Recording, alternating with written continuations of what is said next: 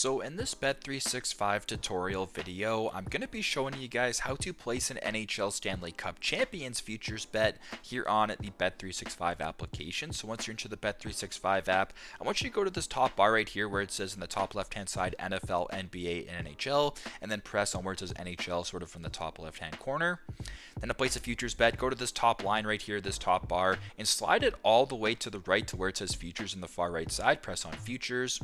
Then as of right now, it says, if you scroll down a little bit, it says to win outright, and these are the Stanley Cup odds. So if you wanted to place a futures wager on any one of these teams, you can just go ahead and scroll the different odds. So let's just say, for instance, you wanted to place a futures bet on the Colorado Avalanche. You can just go ahead and press on Colorado, then go to the bottom left and press on set wager, and then place bet in the bottom right hand side of your screen. So pretty straightforward, but that's how you guys can place an NHL Stanley Cup Champions futures bet here on Bet365. Thanks again for watching, and I hope this video helped.